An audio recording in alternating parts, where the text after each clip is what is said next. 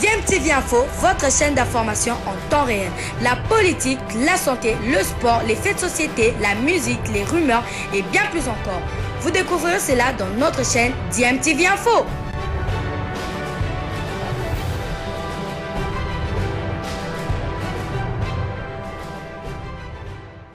Sur DMTV, bonjour ou bonsoir, tout dépend de l'heure à laquelle vous nous suivez. Tout plaisir est pour nous de vous retrouver, mais surtout de savoir que vous êtes nombreux en train de suivre votre chaîne YouTube DMTV.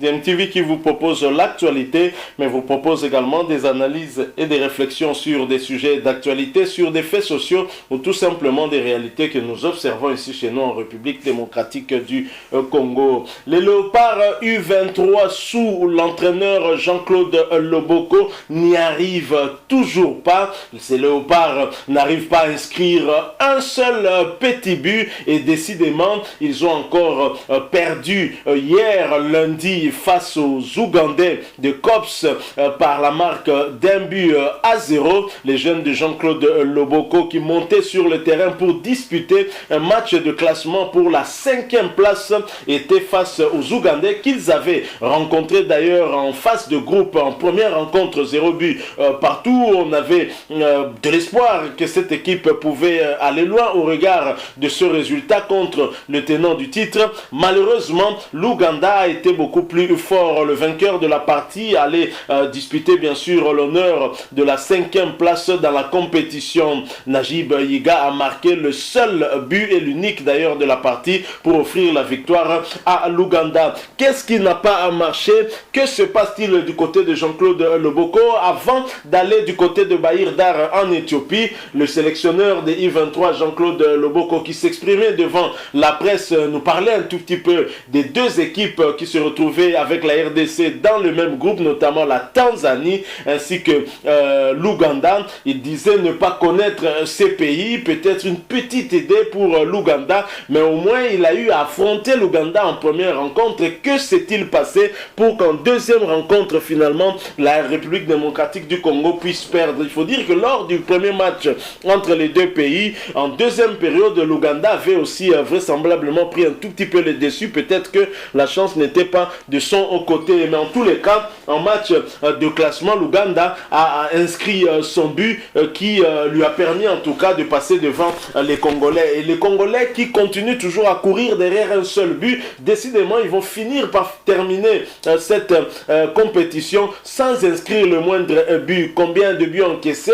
2 buts encaissés contre la Tanzanie et contre l'Ouganda et 0 but inscrit, et cela en 3 matchs. Je pense que ce sont les pires statistiques peut-être de ces U23. Triste quand même pour Jean-Claude Loboko, un entraîneur qu'on ne connaît pas très bien, on ne connaît pas trop ses capacités, et directement au regard de ses résultats, les Congolais commencent déjà à supputer, à se dire qu'il ne serait peut-être pas à la hauteur, lui dont le nom est aussi cité du côté de l'ASV Club pour remplacer Jean-Florent Ibenge. D'après des rumeurs, il y aurait certains cadres de l'ASV Club qui soutiendraient la candidature de Jean-Claude Loboko pour remplacer Jean-Florent Ibenge à l'ASV Club. Vous le savez, ce dernier est parti du côté de Botola Pro, le championnat marocain de première division, au club de la Renaissance sportive de Berkane. Alors la RDC bien évidemment ne va pas rentrer tout de suite puisque celle-ci doit encore disputer une rencontre, et ce sera le match de la 7e place. Ce sera face au pays organisateur, l'Éthiopie,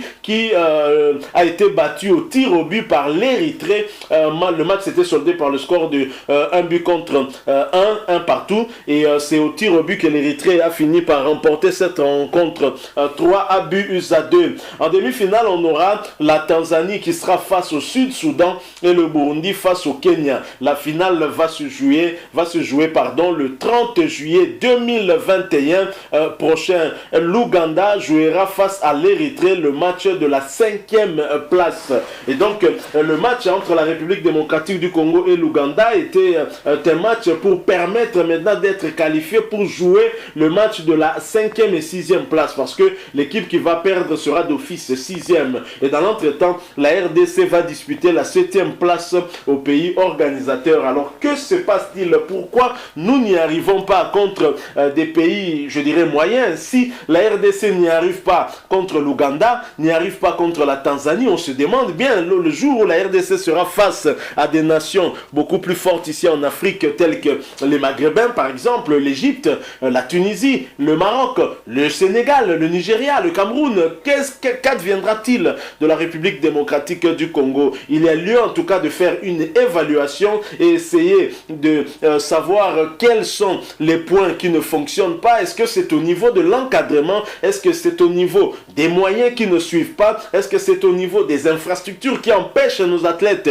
d'être au niveau par rapport à d'autres nations africaines? C'est une question qu'on doit se poser parce que visiblement les U23 de la RDC ont régressé. Si nous prenons cette équipe de l'époque de Christian Tengibiembe qui avait obtenu sa qualification face aux Marocains, mais malheureusement qui avait dû être disqualifié à cause d'un problème administratif sur un joueur congolais, très clairement le niveau est largement en deçà. Est-ce que c'est aussi le niveau du staff technique qui a baissé? Jean-Claude Loboko, un Congolais à qui la Fédération congolaise de football association, sous la direction de Constant Omari, avant que ce dernier ne puisse quitter cette fédération en démissionnant d'ailleurs, est un choix que c'est une personnalité que l'on ne connaît pas très bien. Il arrive un peu comme un cheveu dans la soupe, on ne connaît pas très bien ses performances et on lui a confié cette équipe de Léopard U23 qui pourtant regorge de beaucoup de talents tels que la pépite du dernier club Motema Pembe,